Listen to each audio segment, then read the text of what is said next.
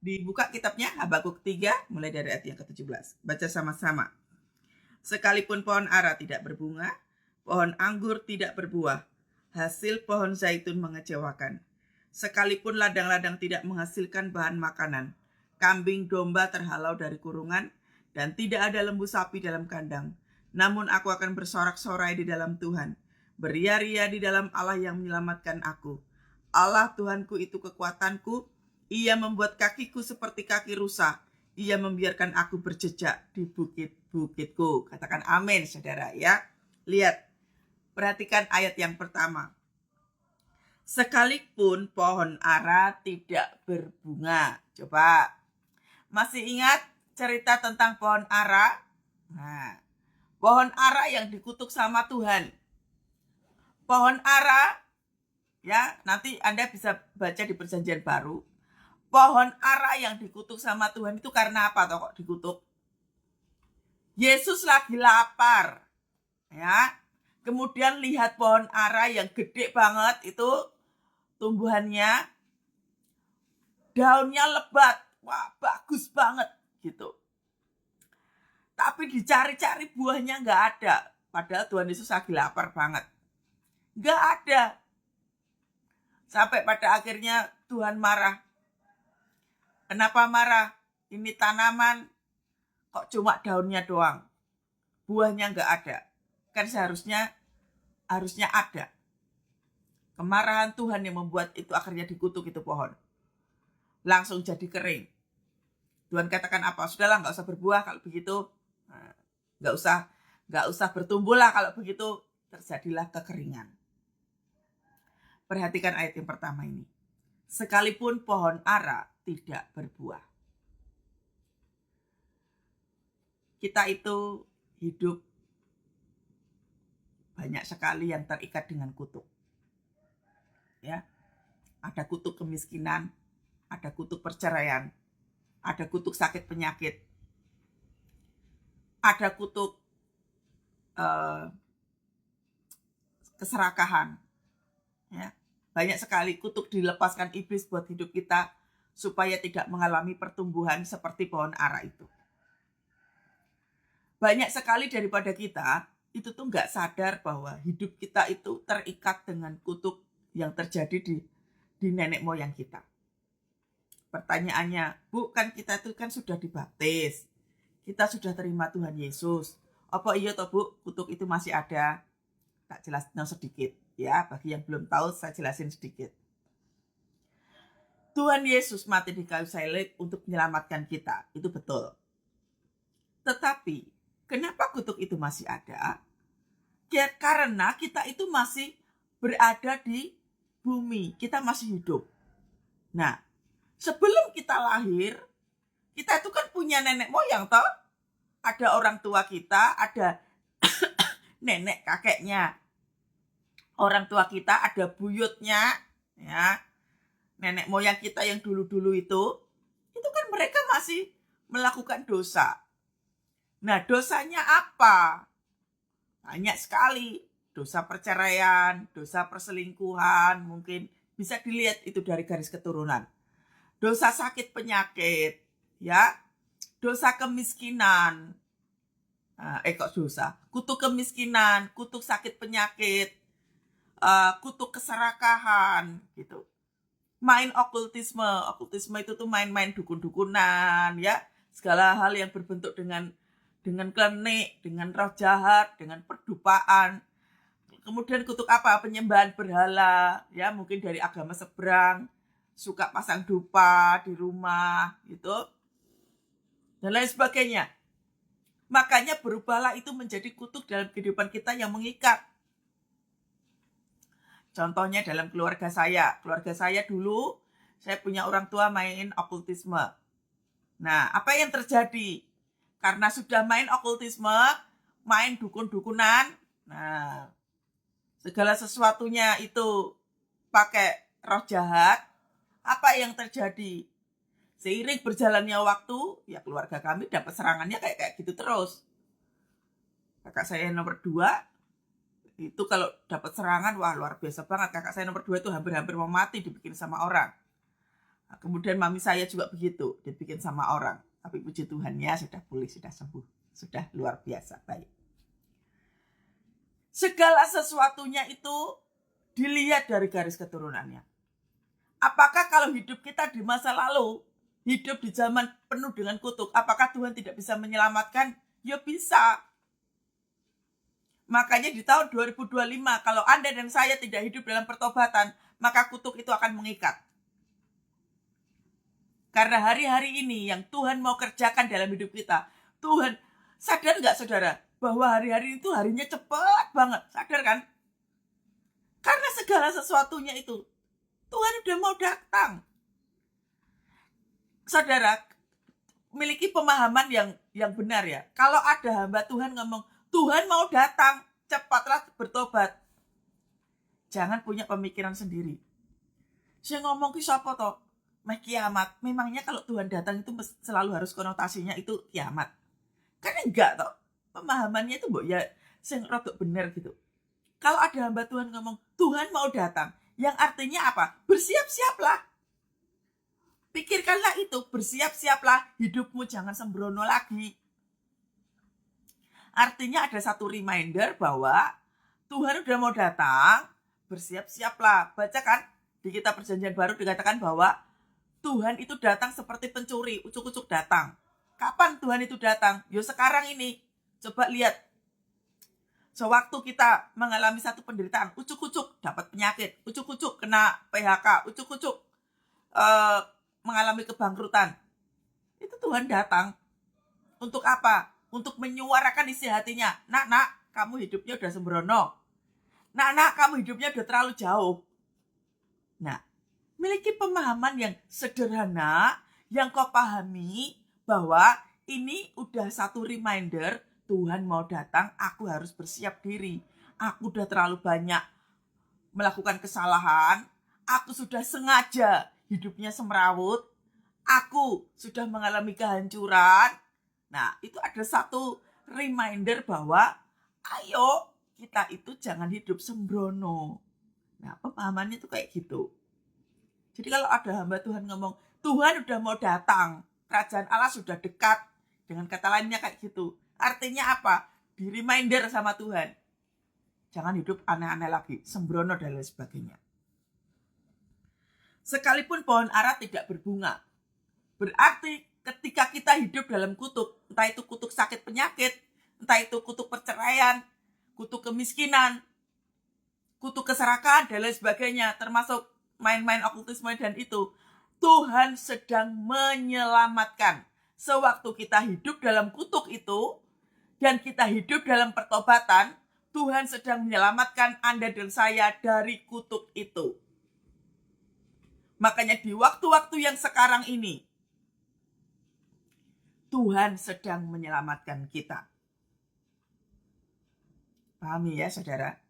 Kalau orang hidup dalam kutuk perceraian contohnya, Tuhan sedang menyelamatkan kita. Banyak hal caranya. Kenapa kok terjadi kutuk perceraian? Kenapa kok engkau bercerai contohnya? Apa yang sudah kau lakukan begitu sudah menikah? Setelah menikah itu terus apa yang dilakukan? Bagaimana menjaga itu janji pernikahan? Bagaimana menjaga pasangan saling menjaga itu seperti apa? Bagaimana menumbuhkan anak-anak? Nah itu kan butuh pertanggungan jawab. Nah kalau di garis keturunannya sudah ada perceraian, lalu di dalam kehidupan keluargamu sekarang engkau bercerai, berarti engkau ada kutuk di situ. Namanya kutuk perceraian. Kalau sudah tahu seperti itu, hiduplah dalam pertobatan. Mintalah pengampunan kepada Tuhan, agar supaya hidupmu itu diubahkan sama Tuhan.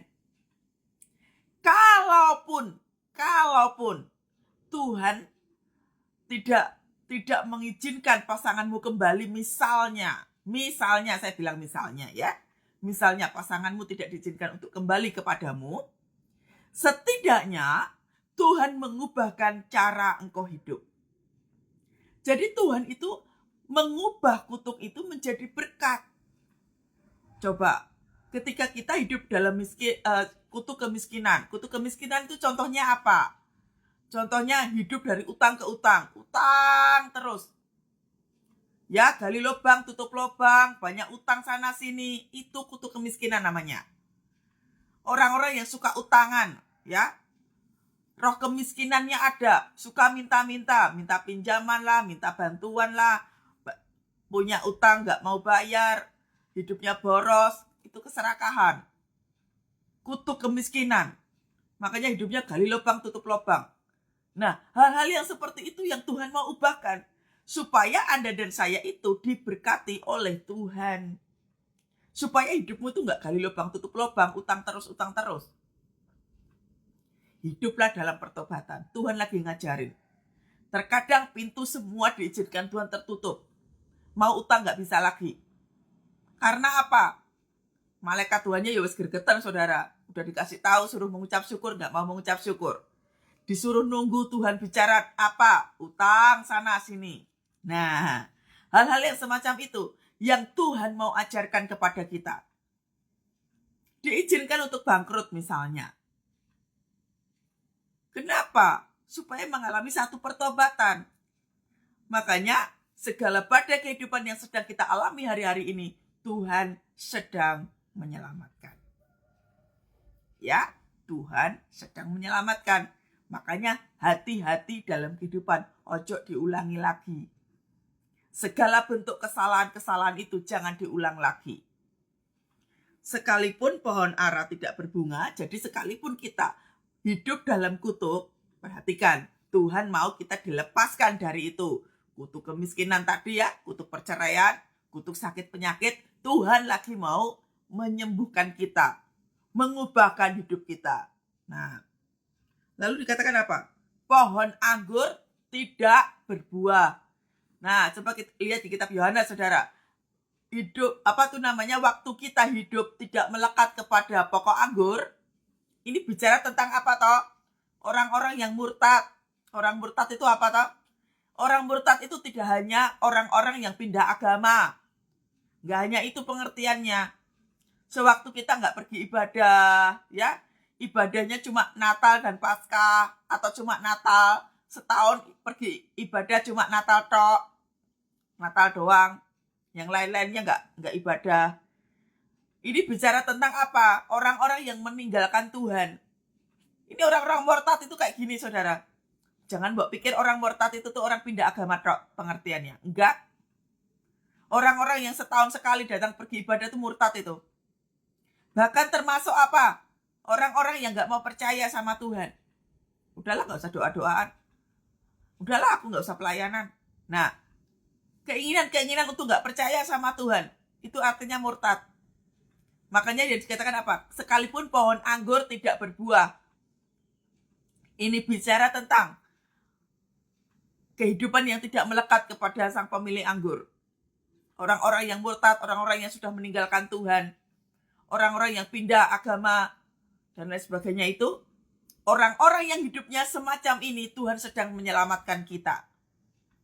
Makanya yang dablek-dablek, yang gak mau saat teduh, yang gak mau pelayanan, yang gak mau yang gak mau pergi ibadah, siap-siap aja, saudara. Siap-siap aja. Giliran akan menanti. Ya. Siap-siap aja kalau misalkan udah dablek banget. Ini kan bicara tentang apa? Tentang orang-orang yang gak mau melekat kepada sang pokok anggur. Siap-siap aja. Ya, goncangan akan datang.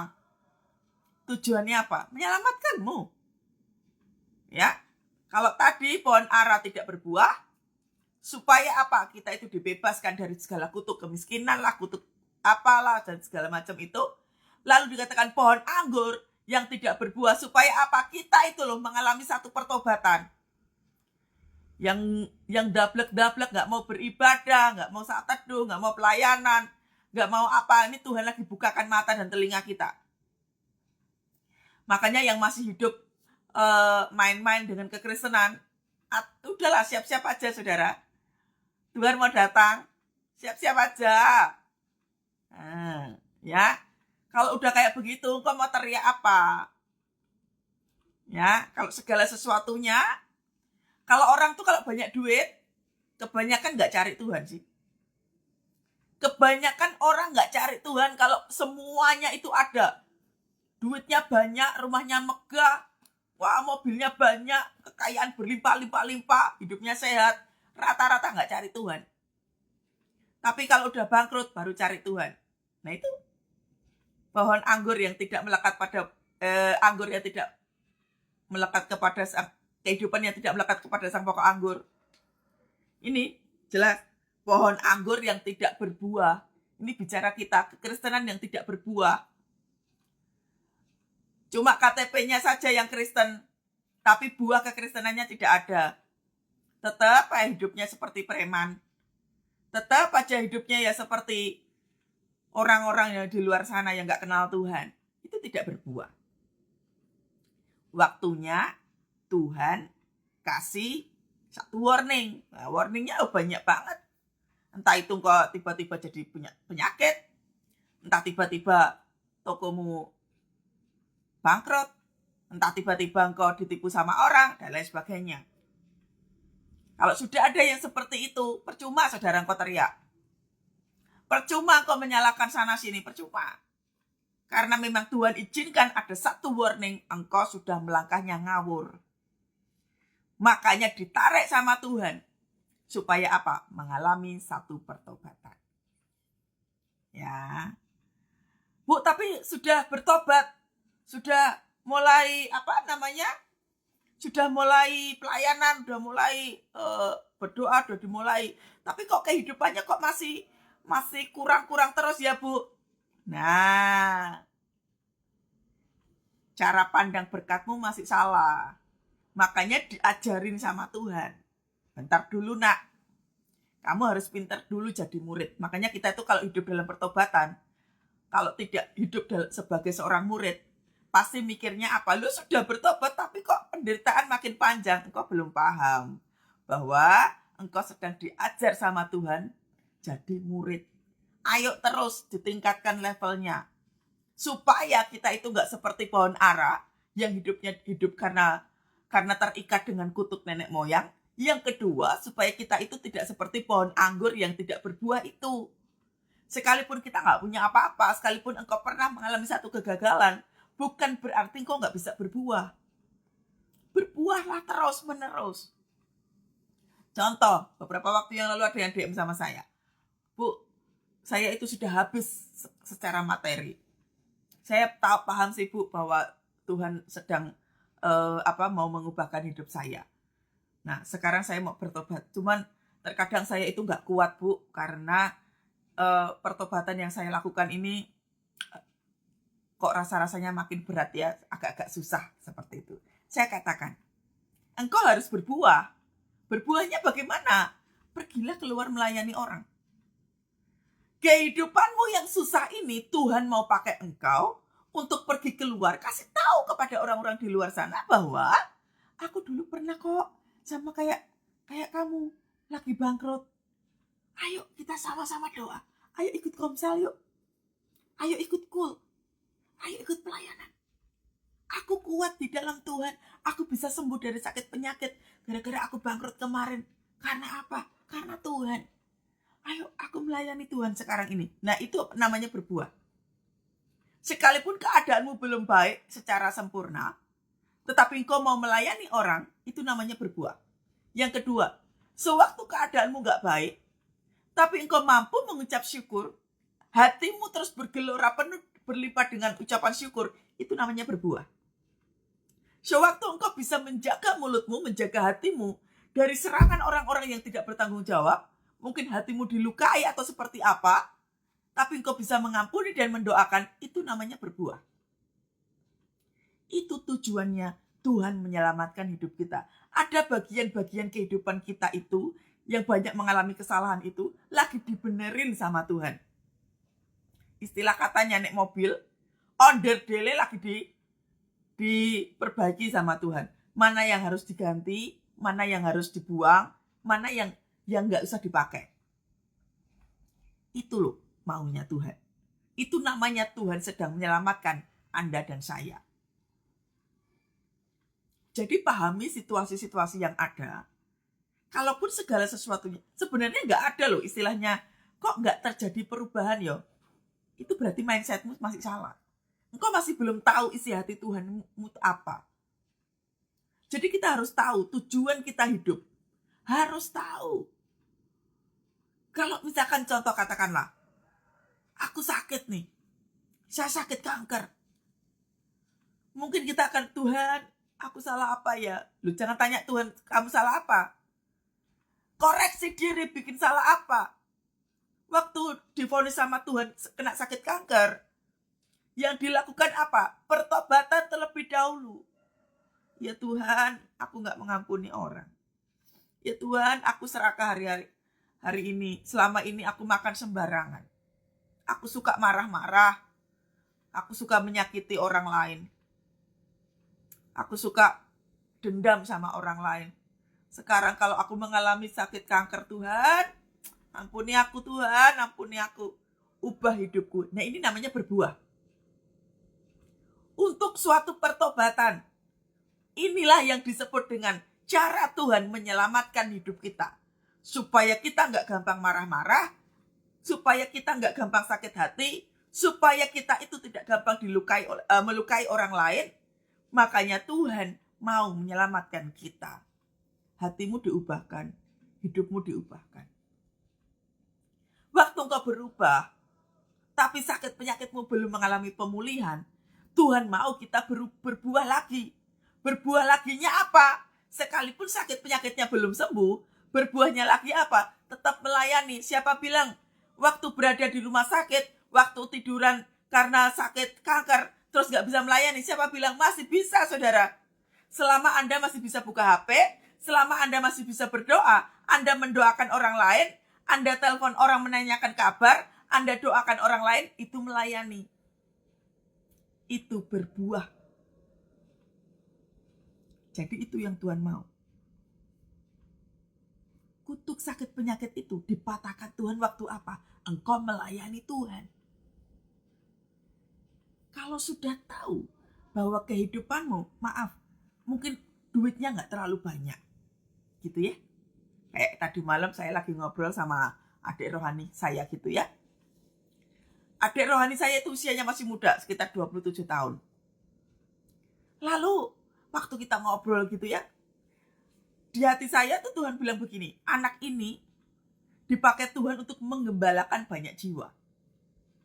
Nah benar, dia itu kedatangan jiwa tuh banyak. Teman-temannya itu yang sebaya sama dia gitu ya, suka datang ke kosannya anak ini. Lah kalau teman datang ke kosan kan berarti kan dia harus menyediakan makan gitu kan ya. Apalagi kalau sampai nginep, makan 3 kali ya dia harus menyediakan makan 3 kali. Nah minimal 2 kali lah ya. Berarti kan dia harus keluar uang.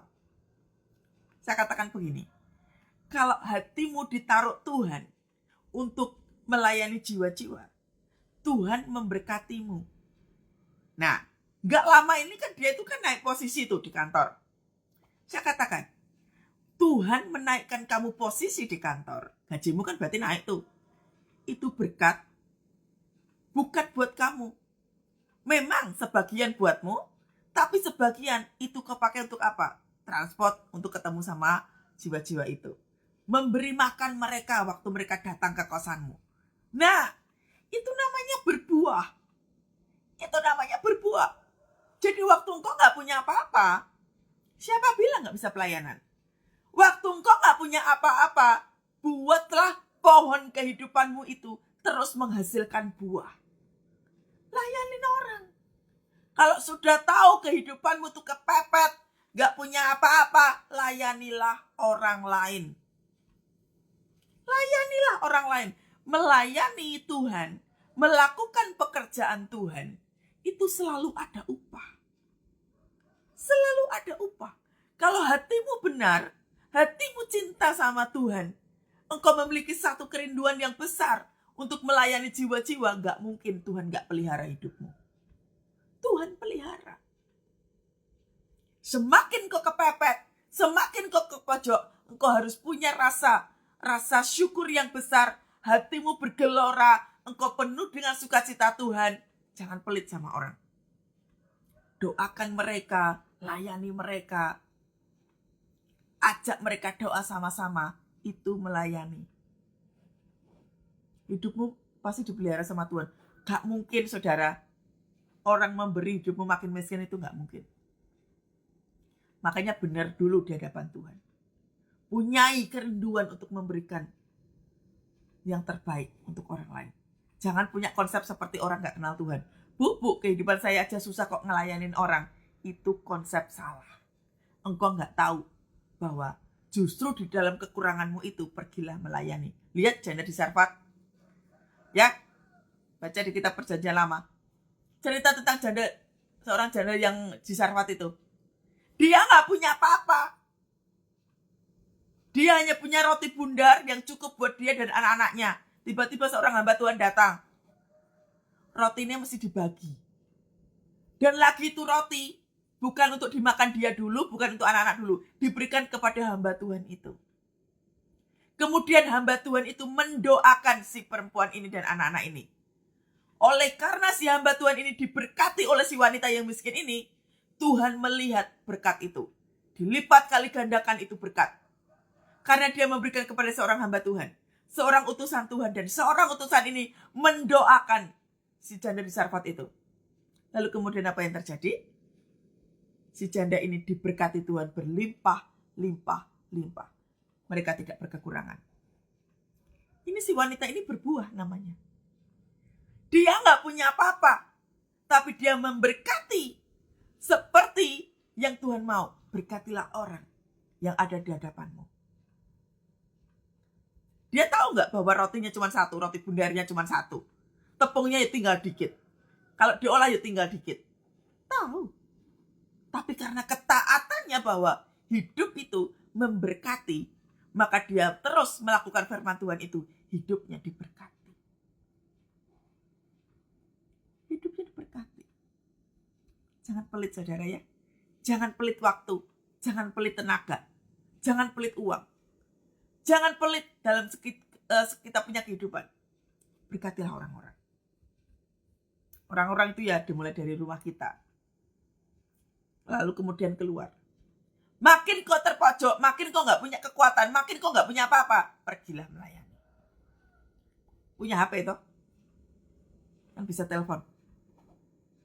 Saudara kita,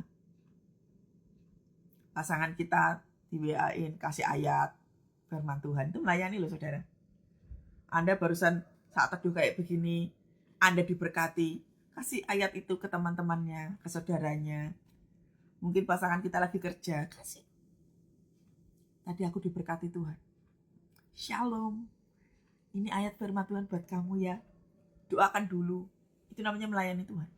Kalau udah kebiasaan gaya hidupnya kayak begini, gak cuma kita berubah, mereka kehidupan mereka juga diberkati. Kita makin berubah juga. Firman Tuhan yang kita berikan kepada orang lain itu powerful banget. Engkau semakin peka. Orang itu kalau pengen peka, tak kasih tahu saudara ya. Kalau Anda pengen peka dengan suara Tuhan, yang pertama, hubungan dengan Tuhan mesti dekat. Doa, pujian, penyembahan, baca firman Tuhan tiap hari harus dilakukan. Yang kedua, kalau pengen peka, layanilah orang. Semakin kau sering melayani orang, semakin peka pendengaranmu. Karena waktu kita melayani Tuhan itu kan gak asal melayani toh. Kita tanya dulu sama Tuhan, Tuhan ini saya harus apa? Ini saya harus bagaimana untuk melayani jiwa-jiwa ini? Nah, semakin sering kau melayani orang, semakin peka telingamu.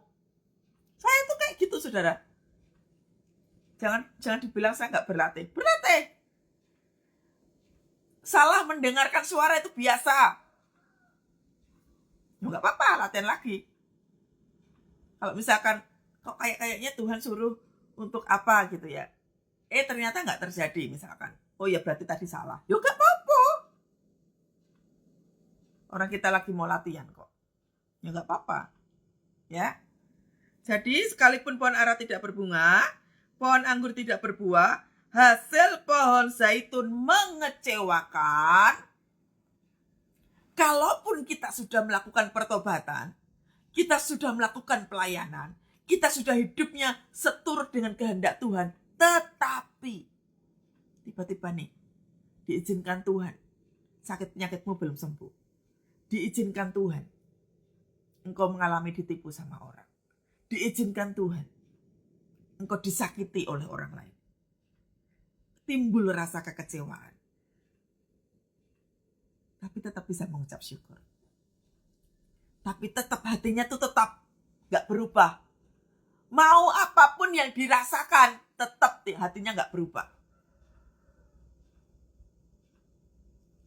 Ku sembah Engkau, Yesus, hanya Engkau Allah di hidupku, hanya Engkau Allah di hidupku, tiada yang lain, hanya Kau, hanya Engkau Tuhan, gak ada yang lain. Engkau satu-satunya Allah, hanya Engkau, ku sembah Engkau Tuhan. Mau bangkrut kek, mau gak punya duit kek, sakit penyakit belum sembuh kek, mau diperlakukan orang kayak apapun kek, hatinya tetap menyembah Tuhan.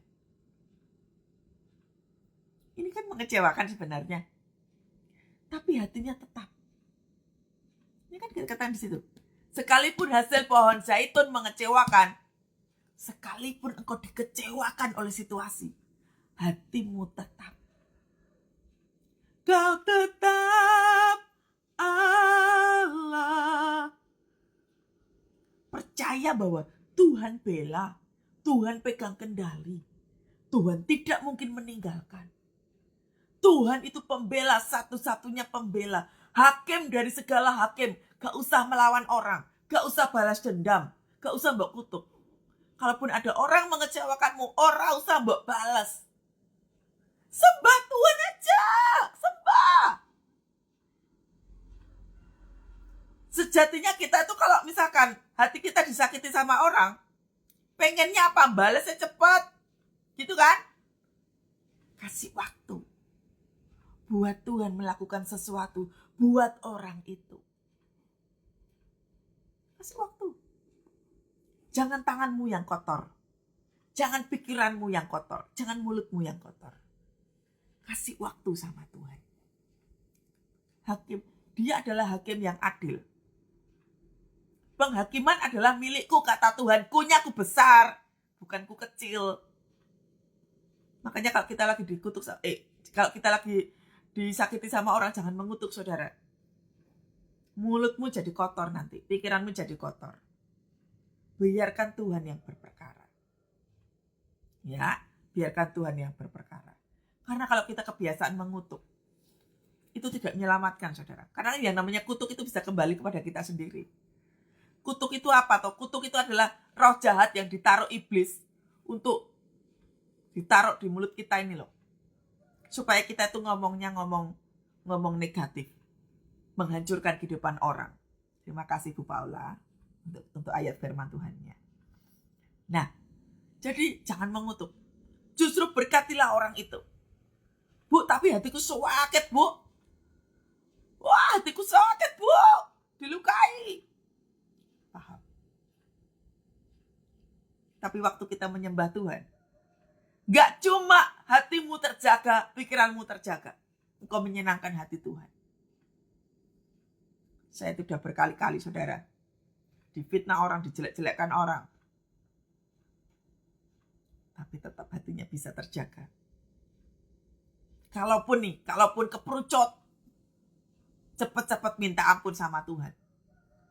Namanya juga manusia toh. Kadang tuh ya banyak salahnya juga.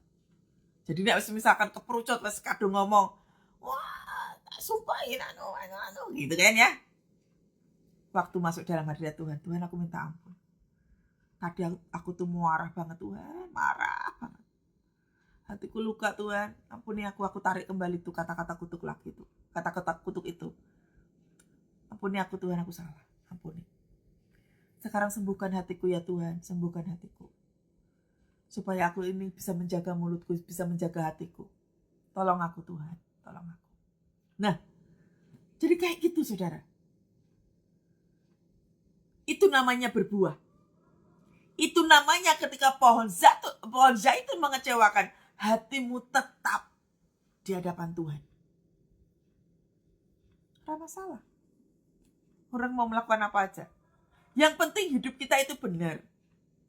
Kalau sudah benar, tetap aja diperbaiki hidupnya. Ya. Sekalipun ladang-ladang tidak menghasilkan bahan makanan, diizinkan Tuhan, habis, gak ada sisa. Aset-aset banyak dijual, depositonya juga udah habis, rumah ya tinggal satu, mungkin mobilnya harus dijual. Terkadang Tuhan izinkan itu terjadi dalam hidup kita. Supaya apa? Apakah hidup kita itu masih melekat sama duit? Apakah hati kita itu masih melekat sama kekayaan? Apakah hati kita itu murni toh mengasihi Tuhan? Mengasihi Tuhan atau mengasihi kekayaan? Mengasihi Tuhan atau mengasihi status kita sebagai orang yang kaya raya sekomplek? Lagi dimurnikan sama Tuhan. Mata hati kita itu tercondong pada apa? Apakah pada kekayaan, jabatan pekerjaan? Lagi dilihat sama Tuhan. Apakah kita itu, kehidupan kita itu hanya berpikiran tentang kaya, materi-materi terus? Lagi dimurnikan sama Tuhan. Sekalipun ladang-ladang tidak menghasilkan bahan makanan. Yang ada di hadapan kita tuh sedikit misalkan. Yang biasanya makan steak, tiba-tiba di hadapan kita cuma sop misalkan. Lauknya tahu tempe, itu enak loh saudara. Jangan dibilang itu enggak enak, itu enak. Seperti bangsa Israel dibawa Tuhan keluar dari tanah Mesir. Bangsa Israel itu maunya diperbudak. Kerja terus. Namanya aja diperbudak, dikokon kerja terus. Sekalipun makanannya daging, makanannya itu adalah yang enak-enak, tapi diperbudak, suruh kerja terus. Nah Tuhan itu nggak mau kita itu diperbudak dengan kerja. Dan kita itu pikirannya apa? Yang penting aku makan enak, yang penting aku bisa traveling, yang penting aku punya posisi, aku punya statusku orang terkaya di komplek, di RT ku, di RW ku. Tuhan mau tarik itu. Cara pandang kau hidup dan salah, nak. Engkau ingin bermegah, bukan bermegah di dalam Tuhan, tapi bermegah sendiri. Banyak sekali hari-hari ini orang kaya raya DM sama saya, stres. Pergi keluar masuk ke psikiater, ke psikolog berkali-kali. Kaya raya tapi stres. Karena apa? Sudah salah konsep kehidupannya. Nah Tuhan itu hari-hari ini tuh mau menyelamatkan kita. Sekalipun ladang-ladang tidak menghasilkan, apa yang ada di hadapanmu, ucap syukur. Tuhan lagi menyelamatkanmu, ucap syukur aja. Saya pun kalau tiap hari terima berkat, cuma lewat aja saudara. Saya suka tanya kalau dapat berkat dari Tuhan. Tuhan ini berkatnya untuk apa? Terkadang berkat yang saya terima itu untuk ketemu orang gitu ya. Pas mau mendoakan orang kan butuh transport gitu ya. Atau mungkin disuruh orang beli sembako, disuruh beli apa, bayarin orang sakit gitu ya. Banyak sekali. Ditanya sama Tuhan, kalau itu duit cuma lewat tok gitu ya. Ya dapat duit sedikit buat bayar sekolah anak, dapat duit sedikit buat bayar listrik, buat bayar apa. Itu berkat. Nikmati saja. Jangan ngedumel. Cuma segini hasilnya. Ya elah udah mati-matian, hasilnya cuma segini. Hati-hati nih mulutnya. Engkau gak paham bahwa engkau sedang diselamatkan sama Tuhan. Supaya mata hati kita gak tertuju pada duit. Supaya kita itu berlimpah dengan ucapan syukur. Gak laku makananmu ya gak apa-apa. Tanya lagi sama Tuhan. Berdoalah terus. Sekian tahun yang lalu waktu kami punya resto, diizinkan Tuhan gak laku sama sekali. Lalu waktu kami berdoa, Tuhan katakan apa? Masak semuanya, bungkus, bagikan orang di pinggir jalan. Kami masak itu semua bahan makanan. Kami gak akan jual buat besok. Karena di resto kami itu punya peraturan bahwa kalau bahan makanan sekarang ini, kalau gak laku, gak boleh buat besok. Gak boleh. Jadi semuanya harus fresh. Kami masak semua. Kami bungkus. Kami bagikan pada orang. Di rumah ya memang ya namanya manusia, pasti ada rasa sedihnya. Tetapi berlimpah dengan ucapan syukur walaupun nangis nyesek. Tapi berlimpah dengan ucapan syukur. Lah terus modalnya dari mana? Yang tinggal sedikit itu dipakai buat modal. Besoknya lakunya sedikit sekali. Tuhan lagi ngeliat, ngucap syukur enggak dengan itu? Ngucap syukur enggak? Nah, akhirnya dengan kemarin kan sudah memberi itu. Besoknya lakunya sedikit. Waktu disuruh Tuhan bagi, terus hari ini jualannya cuma sedikit, Tuhan pengen lihat. Masih ngucap syukur atau enggak? Hatimu masih bersuka cita atau enggak? Tuhan pengen lihat. Bukan Tuhan pengen menghukum, bukan. Tuhan pengen lihat engkau ngucap syukur atau enggak. Tuhan pengen lihat, saudara. Bukan Tuhan menghukum loh. Waktu berlimpah dengan ucapan syukur, tadi kan modalnya tinggal itu. Lakunya cuma sedikit, besok dipakai jualan lagi, Tuhan baru kasih itu pembalasan. Tiba-tiba dapat orderan. Banyak, saudara. Orderannya sampai 1.000 bikin snack. Tiba-tiba ada orang datang mau ada hajatan nikahan, minta dibikinkan risol 1.000, dibikinkan kue apem 1.000. Loh. Gak ada yang istilah kebetulan itu gak ada. Tuhan gak suka dipiutangi. Tuhan tahu keluarga kami susah waktu itu. Tuhan juga tahu bahwa segala sesuatunya modalnya tinggal dikit. Tuhan juga tahu. Makanya Tuhan izinkan kalau engkau mendengar suaraku dan engkau melakukannya, Tuhan melakukan pembalasan yang dahsyat banget. Puji Tuhan ya keluarga kami itu taat. Itu makanan diolah, kemudian diberikan kepada orang di pinggir jalan. Tuhan perhitungkan itu. Yang kedua, waktu hasilnya sedikit, padahal kemarin sudah diberikan pada orang lain. Tuhan perhitungkan itu. Makanya tiba-tiba ada pesanan makanan seperti itu. Artinya apa toh saudara? Sewaktu kita melakukan ketaatan, tidak mungkin Tuhan tidak perhatikan hidup kita. Tidak mungkin. Tuhan pasti perhatikan. Oleh sebab itulah yang disebut dengan Tuhan menyelamatkan. Yang artinya apa? Sewaktu kita taat itu Tuhan menyelamatkan kita. Sewaktu diizinkan segala sesuatunya susah, Tuhan izinkan itu supaya apa? Supaya kita itu hidupnya diselamatkan oleh Tuhan. Ya. Sekalipun ladang-ladang tidak menghasilkan bahan makanan, kambing domba terhalau dari kurungan dan tidak ada lembu sapi dalam kandang, sudah nggak ada stok apa-apa lagi. Diizinkan Tuhan habis sudah. Kayak saya beberapa waktu tahun yang lalu. Terima kehidupan itu tuh, terima berkat itu tuh cuma sebentar aja. Dikasih Tuhan buat bayar ini. Dikasih Tuhan buat bayar ini. Saya nggak pegang banyak. Tapi tetap berlimpah dengan ucapan syukur. Berlimpah, berlimpah, berlimpah. Hatinya tetap sukacita. Nah, terkadang diizinkan Tuhan untuk mengalami itu. Supaya apa? Supaya kita berlimpah dengan ucapan syukur. Supaya hati kita terus bergelora di hadapan Tuhan. Supaya mata hati kita tuh benar. Yang tadinya serakah tentang duit. Yang tadinya serakah banget dengan posisi pekerjaan. Hatinya dibenarin dulu. Ayo murni di hadapan Tuhan. Ayo melayani jiwa-jiwa. Loh, itu namanya diselamatkan oleh Tuhan. Ya, gak apa-apa saudara. Kalaupun diizinkan Tuhan gak punya apa-apa lagi. Kambing domba gak ada. Sapi lembu di dalam kandang sudah gak ada apa-apa. Yang Tuhan mau kita belajar adalah di ayat yang ke-18. Namun aku akan bersorak-sorai di dalam Tuhan ya, bersorak-sorainya.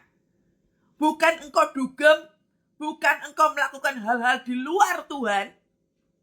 Orang kalau stres katanya, kayak beberapa waktu yang lalu, kenapa kamu nonton film pornografi? Karena saya stres bu, saya stres. Terus akhirnya nonton film porno. Rusak itu otak kamu punya. rusak imanmu, rusak pengharapanmu gara-gara nonton film pornografi. Kau buat pengertian sendiri. Rokok, dugem, cari kebahagiaan sendiri. Yang katanya healing pergi ke pulau sana itu sampai ngabisin duit. Tuhan katakan apa? Namun aku akan bersorak-sorai di dalam Tuhan. Seperti contoh yang saya berikan tadi itu. Sewaktu kami punya resto, gak laku, tapi mau memberikan kepada orang lain, itu hasil makanan itu diberikan kepada orang lain, hati kami tetap bersuka cita di dalam Tuhan. Sekalipun waktu perjalanan dari resto ke rumah kami nangis, Tuhan juga tahu bahwa ada sukacita ilahi turun atas setiap kami. Makanya waktu bayar sekolah, tepat waktu. Waktunya kami harus beli apa, tepat waktu. Duitnya sudah ada. Gak pernah nunggak bayar sekolah. Gak pernah nunggak bayar apa, gak pernah nunggak. Sekalipun gak ada yang dipegang dalam uang. Dalam tangan itu gak ada. Gak ada uang, gak ada pengharapan, gak ada pertolongan. Tapi hati kami tetap bersorak-sorai di dalam Tuhan. Garis bawahi, bersorak-sorai di dalam Tuhan. Artinya hatimu tetap mengucapkan ucapan syukur. Siapa bilang gak bisa? Siapa bilang gak bisa? Waktu hati kita tuh sedih misalkan ya. Sedih karena kita habis ditipu sama orang. Wajar itu sedih. Tapi terus mengucap syukur. Waktu mengucap syukur itu gue lagi menjaga mentalmu loh saudara. Lagi menjaga mentalmu. Supaya engkau gak melo. Supaya engkau gak kehilangan kekuatan. Langsung cepat-cepat saat itu juga mengucap syukur. Karena mental kalau udah mulai sakit, sensitifnya mulai tinggi, hati-hati. Dampaknya itu ke depannya tuh luar biasa. Engkau akan kesusahan untuk mengelola itu. Makanya begitu tahu keadaannya begitu tidak baik, langsung saat itu juga, ku sembah Engkau, Yesus, hanya Engkau, Allah di hidupku. Tiada yang lain, hanya Kau, hanya Engkau Tuhan, selamanya Kau tetap Allah, walau dunia semua bergoncang, tak tergoyahkan, Kau tetap Allah. Kau tetap Allah. Engkau tetap Allah. Dijaga mentalnya ya saudara. Dijaga hatinya.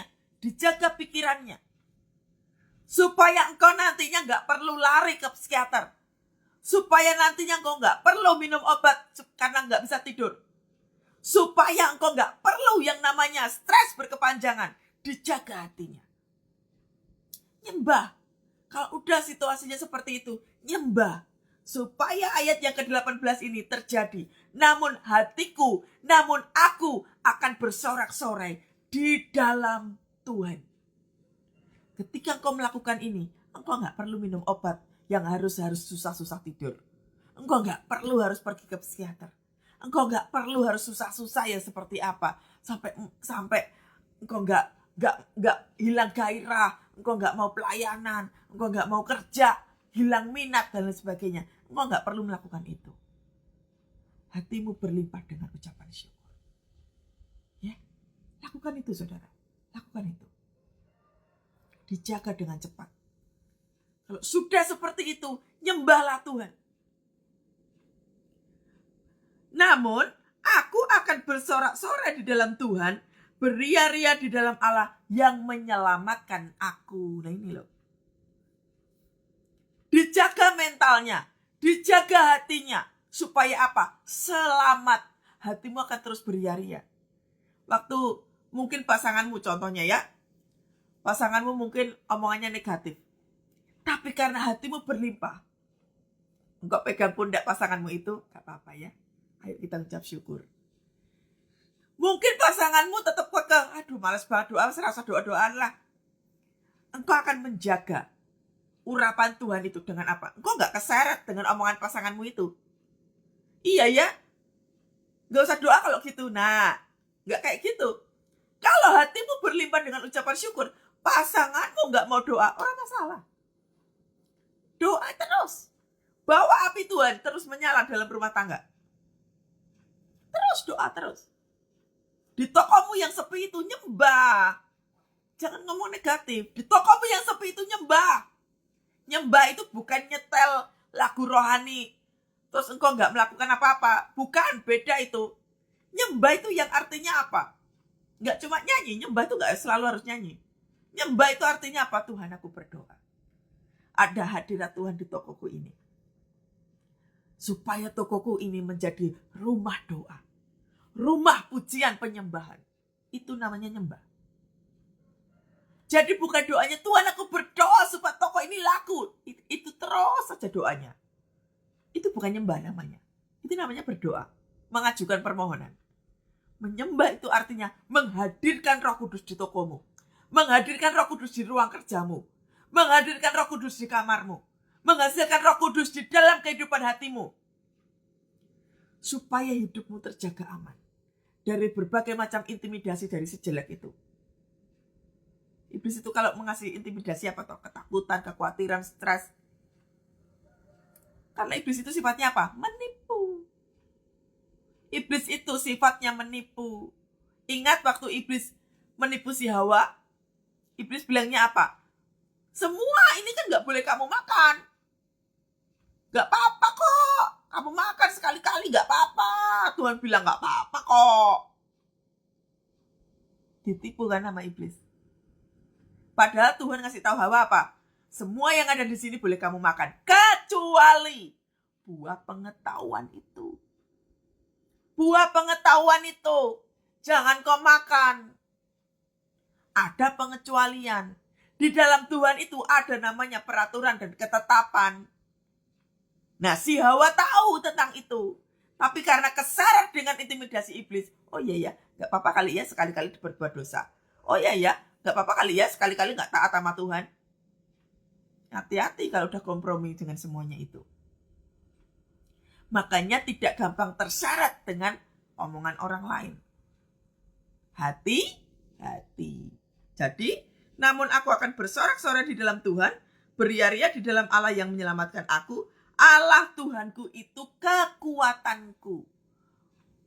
Jadi waktu kau sakit, belum mengalami kesembuhan, ojo mengeluh terus.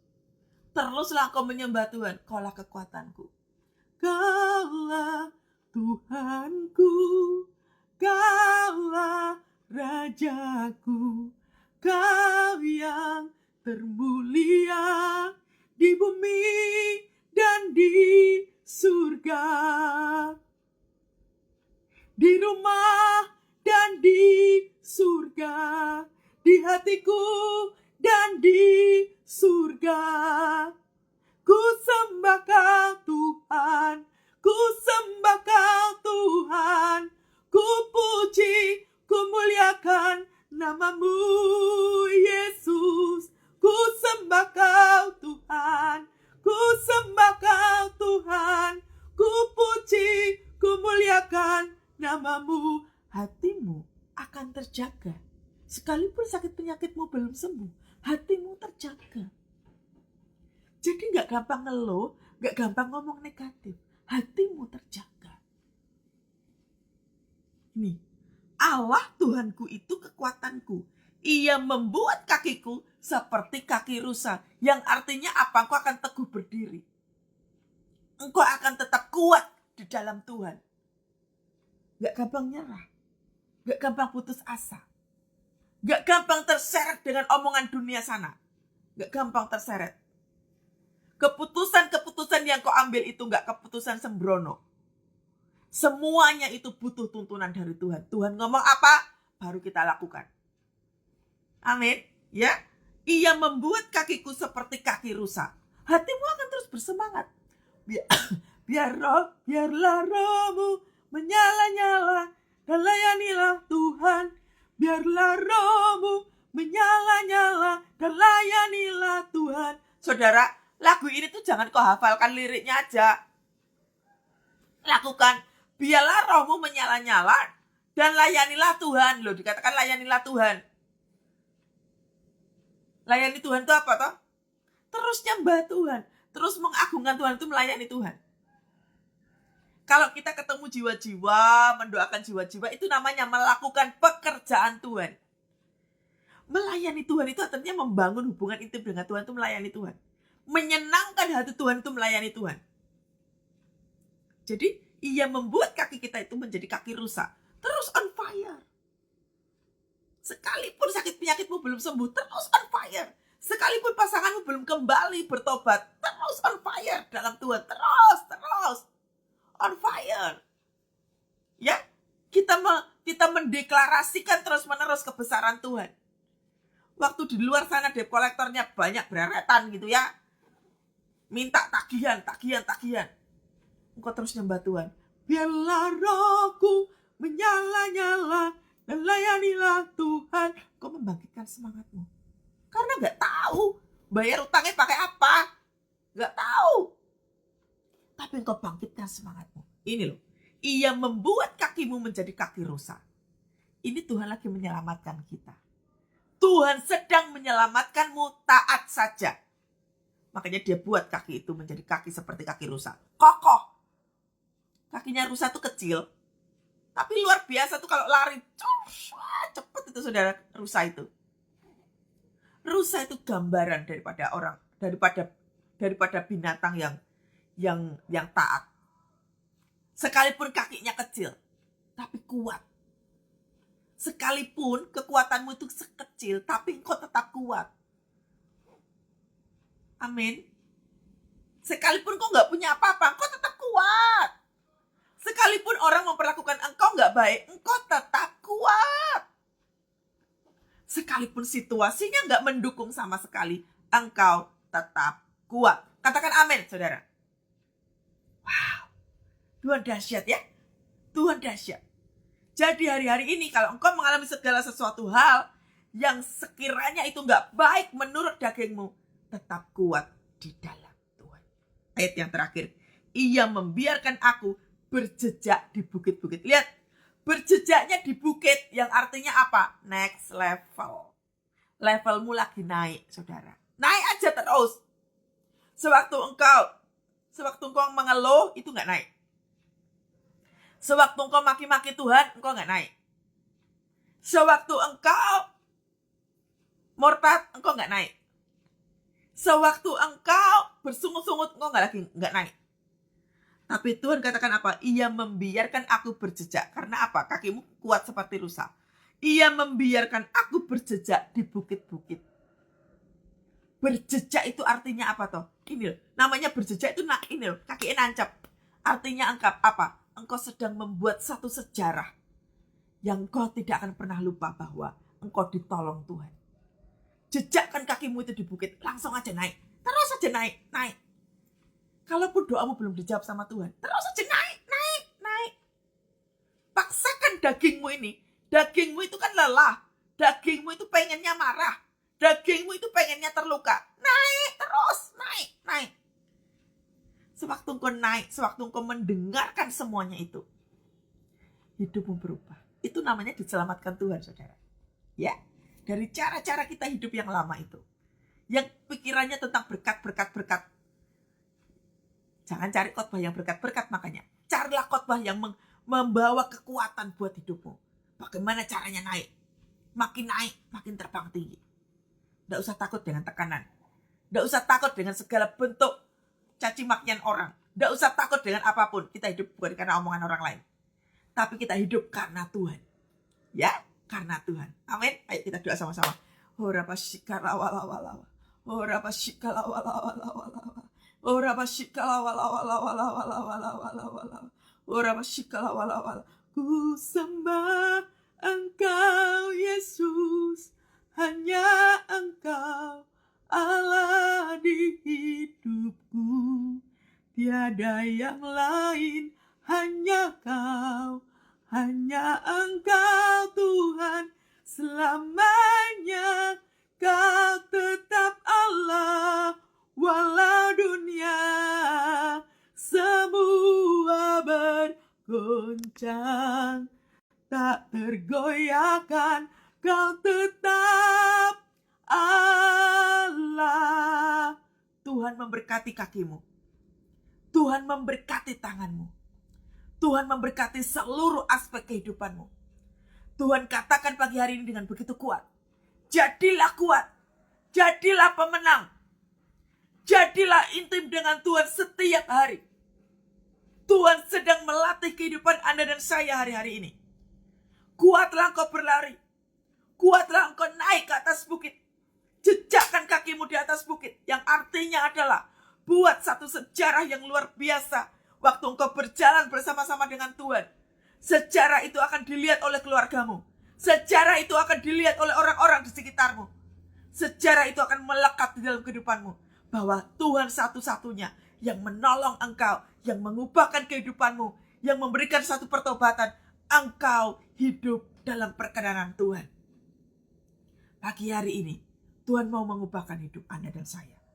Pagi hari ini, Tuhan hendak melimpahkan berkat-Nya dalam kehidupan kita. Apakah berkat-Nya itu?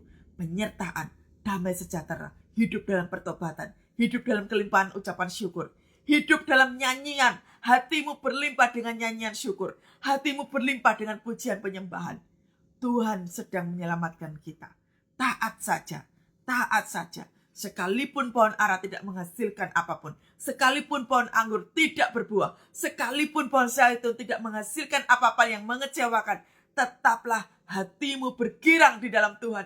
Tetaplah hatimu berlimpah dengan ucapan syukur. Tetaplah hatimu tetap mengucap syukur di hadapan Tuhan. Tuhan melimpahkan kasih-Nya. Ada kekuatan baru, ada sukacita, ada pengharapan. Oh Tuhan, angkat tanganmu saudara. Terima itu semua saudara, Terima berkat daripada Tuhan. Berlimpah-limpah dengan ucapan syukur.